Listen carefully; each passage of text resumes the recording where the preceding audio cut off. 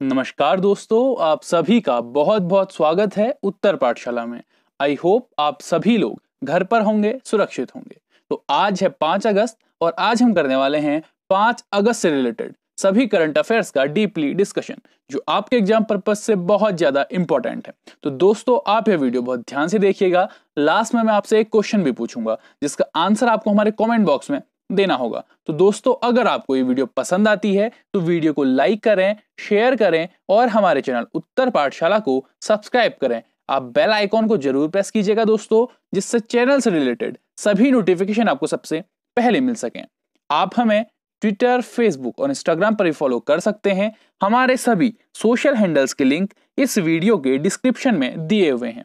Channel से related किसी भी जानकारी के लिए या हमारे व्हाट्सएप ग्रुप में जुड़ने के लिए आप हमें हमारे इस व्हाट्सएप नंबर पर भी कांटेक्ट कर सकते हैं। तो चलिए दोस्तों, शुरू करते हैं 5 अगस्त की कुछ इतिहास की महत्वपूर्ण घटनाओं के साथ। 5 अगस्त सन 1874 को जापान ने इंग्लैंड की तर्ज पर डाक बचत प्रणाली शुरू की थी। 5 अगस्त 1914 को अमेरिका में पहली इलेक्ट्रिक ट्रैफिक लाइट लगाई गई थी दोस्तों। 5 अगस्त 1914 को क्यूबा, उरुग्वे, मेक्सिको और अर्जेंटीना ने प्रथम विश्व युद्ध में तटस्थ रहने की घोषणा भी की थी। 5 अगस्त 1915 को प्रथम विश्व युद्ध में वारसा पर जर्मनी का अधिकार हो गया। इससे पहले यह क्षेत्र रूस के अधिकार में था। 5 अगस्त 1921 को अमेरिका और जर्मनी ने बर्लिन शांति समझौते पर हस्ताक्षर किए थे दोस्तों। 5 अगस्त 1923 को हेनरी सुलिवान इंग्लिश चैनल पार करने वाले पहले अमेरिकी तैराक बने थे। 5 अगस्त 1945 को अमेरिकी हवाई जहाज ने जापान के हिरोशिमा पर परमाणु बम गिराया था दोस्तों। और 5 अगस्त 1960 को अफ्रीकी देश बुर्किना फासो ने स्वतंत्रता की घोषणा की थी। 5 अगस्त 1963 को रूस, ब्रिटेन और अमेरिका ने मॉस्को में परमाणु परीक्षण निषेध संधि की थी दोस्तों। 5 अगस्त 1991 को न्यायमूर्ति लीला सेठ दिल्ली उच्च न्यायालय में पहली महिला न्यायाधीश बनी थी दोस्तों। और 5 अगस्त 2011 को नासा के वैज्ञानिकों ने मंगल ग्रह पर पानी होने का साइंस पत्रिका में दावा किया था दोस्तों। तो ये थी 5 अगस्त की कुछ इतिहास की महत्वपूर्ण घटनाएं। अब शुरू करते हैं आज के करंट अफेयर्स। हमारा पहला करंट अफेयर है, CII ने ईजिंग डूइंग बिजनेस फॉर आत्मनिर्भर भारत सम्मेलन का आयोजन किया है। तो केंद्रीय वाणिज्य और उद्योग मंत्री पीयूष गोयल ने ईजिंग डूइंग बिजनेस फॉर आत्मनिर्भर भारत पर राष्ट्रीय डिजिटल सम्मेलन का उद्घाटन किया है। यह सम्मेलन भारतीय उद्योग परिसंघ, confederation of Indian industry, CII द्वारा भारत के कारोबारी माहौल को सुधारने के लिए औद्योगिक नीति एवं संवर्धन विभाग DPITT, department for promotion of investment and internet trade के साथ साझेदारी में आयोजित किया गया।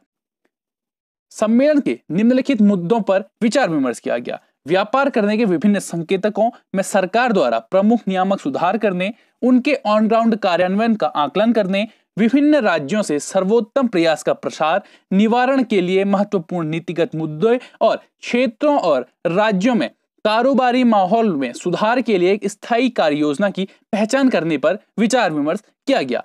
अब इस सम्मेलन का आयोजन किसने किया था दोस्तों? CII ने। तो बात करें CII की, तो यह एक गैर सरकारी, गैर लाभ उद्योग नेतृत्व तथा उद्योग प्रबंधित संगठन है, जिसकी स्थापना हुई थी दोस्तों 1895 में। और इसका जो वर्तमान रूप दिया गया था वो दिया गया था 1992 में। और इसका जो मुख्यालय है दोस्तों वो है नई दिल्ली में। और इसके अभी अध्यक्ष हैं उदय कोटक। कौन है दोस्तों? Uday Kotak. Next current affair है, मोहम्मद इरफान अली गुयाना के अगले राष्ट्रपति नियुक्त किए गए हैं दोस्तों। तो ये हैं मोहम्मद इरफान अली, जो कहां के अगले राष्ट्रपति नियुक्त किए गए हैं? गुयाना के। तो पूर्व गुयानी आवास मंत्री मोहम्मद इरफान अली को देश के अगले राष्ट्रपति के रूप में चुना गया है। वह विपक्षी पीपल्स प्रोग्रेसिव पार्टी PPP के नेता हैं। वह डेविड आर्थर ग्रेजर की जगह लेंगे। David A grazer A partnership for national unity and alliance for change ANPU AFC के नेता हैं। PPP ने नेशनल असेंबली में 2,33,366 वोटों के साथ 65 सीटों में से 33 सीटें जीती हैं, जबकि APNU AFC ने 2,17,920 वोटों के साथ कुल 31 सीट ही जीत सकी थी। अब मोहम्मद इरफान अली कहां के अगले राष्ट्रपति होंगे? वो होंगे गुयाना के। तो ये रहा दोस्तों मैप में गुयाना। बात करें गुयाना की तो गयाना या गुयाना दक्षिण अमेरिका का एक देश है। इसका आधिकारिक नाम कोऑपरेटिव रिपब्लिक ऑफ गयाना है। यह दक्षिण अमेरिका के उत्तर मध्य भाग में है। गुयाना शब्द का ऐतिहासिक प्रयोग हॉलैंड के 3 उपनिवेशों के लिए किया गया था। यह उपनिवेश थे एस्सोक्यूबा, डेमोरारा और बेरबिस। वो ऐतिहासिक गयाना अमेज़न नदी के उत्तर में था और ओरिनोको नदी के पूर्व में था। यहाँ पर भारतीयों की संख्या सबसे अधिक है। यह भारतीय प्रजाति के लोग यहाँ अंग्रेजों के शासनकाल में आए थे। इस देश पर सबसे पहले पुर्तगालियों ने शासन किया और फिर 200 साल तक अंग्रेजों ने यहाँ शासन किया था दोस्तों। यह है गयाना का ध्वज और यह है वहां का कुल चिन्ह। गयाना की राजधानी है दोस्तों जॉर्ज टाउन और वहां की राजभाषा है अंग्रेजी और वहां निम्न 9 भाषाओं को भी मान्यता मिली है। और गयाना की जो मातृभाषा है वो है गयानी क्रेओल। क्या है दोस्तों? गयानी क्रेओल। और वहां की जो मुद्रा है वो है दोस्तों गयानी डॉलर। क्या है दोस्तों? गयानी डॉलर। और जो वहां का विधानमंडल है उसे बोला जाता है राष्ट्रीय विधानसभा। क्या बोला जाता है? राष्ट्रीय विधानसभा। और वहां की जो सरकार है वो है एकात्मक अध्यक्षीय संविधान समाजवाद गणराज्य। और वहां के राष्ट्रपति हैं डेविड ग्रेजर। कौन है दोस्तों? David grazer. और जो डच गयाना है उसकी स्थापना हुई थी दोस्तों 1667 से 1814 तक। जो गयाना है उसे डच गयाना कहा गया। उसके बाद इसे ब्रिटिश गयाना कहा गया। कब से कब तक? 1814 से 1966 तक इसे ब्रिटिश गयाना कहा गया। और यूनाइटेड किंगडम से स्वतंत्रता और गयाना जब ये बना वो बना दोस्तों 26 मई 1966 को। और इसे गणराज्य घोषित किया गया था दोस्तों 23 फरवरी 1970 को। और यहाँ का वर्तमान जो संविधान है वो स्वीकार किया गया दोस्तों 6 अक्टूबर 1980। कब किया गया? 6 अक्टूबर 1980 को यहाँ संविधान को स्वीकृति मिली थी दोस्तों। अगला करंट अफेयर है मध्य प्रदेश में एक मास्क अनेक जिंदगी जन जागरूकता अभियान का शुभारंभ हुआ है। तो जो मध्य प्रदेश है वहां किस अभियान का शुभारंभ हुआ है? एक मास्क अनेक जिंदगी। तो मध्य प्रदेश के शहरी विकास और आवास मंत्री भूपेंद्र सिंह द्वारा 1 से 15 अगस्त तक चलाए जाने वाले जन जागरूकता अभियान एक मास्क अनेक जिंदगी का शुभारंभ किया गया है। यह अभियान कोविड-19 महामारी के संक्रमण से बचाव के लिए मास्क पहनने के बारे में जागरूकता फैलाने के लिए शुरू किया गया है। बात करें एक मास्क अनेक जिंदगी अभियान के बारे में तो इस अभियान के अंतर्गत एक मास्क बैंक की स्थापना की गई है जहां लोग मास्क दान कर सकते हैं जो बाद में गरीब लोगों को फ्री में दिया जाएगा। नागरिक किसी भी जिले के एक शहरी निकाय में गैर सरकारी संगठनों के माध्यम से मास्क दान कर सकते हैं। इसमें दान मास्क या धन के रूप में किया जा सकता है जिसका इस्तेमाल स्वयं सहायता समूह के माध्यम से मास्क सिलाई के लिए किया जाएगा। घोषणाओं, पोस्टरों और पर्चों के माध्यम से इसमें जागरूकता फैलाई जाएगी दोस्तों। अब एक मास्क अनेक जिंदगी जन जागरूकता अभियान कहां शुरू हुआ है? वो हुआ है मध्य प्रदेश में। तो ये है दोस्तों मैप में मध्य प्रदेश। बात करें मध्य प्रदेश की तो मध्य प्रदेश भारत का एक राज्य है। इसकी राजधानी भोपाल है। मध्य प्रदेश 1 नवंबर सन 2000 तक क्षेत्रफल के आधार पर भारत का सबसे बड़ा राज्य था। इस दिन मध्य प्रदेश राज्य से 16 जिले अलग कर छत्तीसगढ़ राज्य की स्थापना की गई और मध्य प्रदेश की सीमाएं 5 राज्यों की सीमाएं से मिलती हैं। इसके उत्तर में उत्तर प्रदेश, पूर्व में छत्तीसगढ़, दक्षिण में महाराष्ट्र, पश्चिम में गुजरात तथा उत्तर पश्चिम में राजस्थान है। मध्य प्रदेश की राजधानी होगी दोस्तों भोपाल और वहां का सबसे बड़ा शहर है इंदौर और वहां की राजभाषा है हिंदी, सिंधी और बुंदेली। इसका गठन हुआ था दोस्तों 1 नवंबर 1956 को। कब हुआ था? 1 नवंबर 1956 को। यहाँ की राज्यपाल हैं दोस्तों आनंदीबेन पटेल और यहाँ के मुख्यमंत्री हैं शिवराज सिंह चौहान। यहाँ की विधानसभा में 231 सीटें हैं और राज्यसभा में यहाँ से 11 सीटें और लोकसभा के लिए यहाँ से 29 सीटें हैं दोस्तों। और जो यहाँ का उच्च न्यायालय है वो है दोस्तों जबलपुर एवं खंडपीठ इंदौर और ग्वालियर में। नेक्स्ट करंट अफेयर है विश्व स्तनपान सप्ताह 1 से 7 अगस्त तक मनाया जा रहा है दोस्तों। तो हर साल अगस्त के पहले सप्ताह यानी 1 से लेकर 7 अगस्त के दौरान माताओं और शिशुओं के लिए स्तनपान के महत्व के बारे में जागरूकता बढ़ाने के लिए वर्ल्ड ब्रेस्ट फीडिंग वीक यानी विश्व स्तनपान सप्ताह के रूप में मनाया जाता है। विश्व स्तनपान सप्ताह 2020 का जो विषय रखा गया है या थीम रखी गई है वो रखी गई है दोस्तों, support breast feeding for a healthier planet. क्या रखी गई है? Support breast feeding for a healthier planet. साल 1991 में WABA, WHO और यूनिसेफ द्वारा वार्षिक सप्ताह रूप से इसका आयोजन किया जाता है। अब ब्रेस्ट फीडिंग के लिए जो वर्ल्ड एक ऑर्गेनाइजेशन है उसका नाम है दोस्तों world alliance for breast feeding. यह वार्षिक रूप से WABA विश्व स्तनपान सप्ताह WBW का समन्वय एवं आयोजन कराता है। स्तनपान कार्यवाही के लिए वर्ल्ड अलायंस WABA संरक्षण, संवर्धन और स्तनपान के समर्थन के लिए दुनिया भर के समर्पित व्यक्तियों और संगठनों का एक वैश्विक नेटवर्क है। World alliance for breast feeding का जो मुख्यालय है दोस्तों वो है पेनांग, मलेशिया में। कहाँ है? Penang, Malaysia. और world alliance for breast feeding के जो संस्थापक हैं वो हैं अनवर फजल। कौन है दोस्तों? अनवर फजल। और world alliance for breast feeding की स्थापना हुई थी दोस्तों 14 फरवरी 1991 में। कब हुई थी दोस्तों? 14 फरवरी 1991 में। नेक्स्ट करंट अफेयर है, भारत ने महिलाओं की विश्व टीम स्क्वैश चैंपियनशिप से हटने का फैसला किया है। तो भारत ने अपने खिलाड़ियों की तैयारी, समय और मैच तत्परता के अभाव के कारण 15 से 20 दिसंबर के बीच मलेशिया के कुआलालंपुर में होने वाली महिला विश्व टीम स्क्वैश चैंपियनशिप से हटने का फैसला किया है। चैंपियनशिप से हटने का फैसला squash rackets federation of India SRFI द्वारा किया गया है।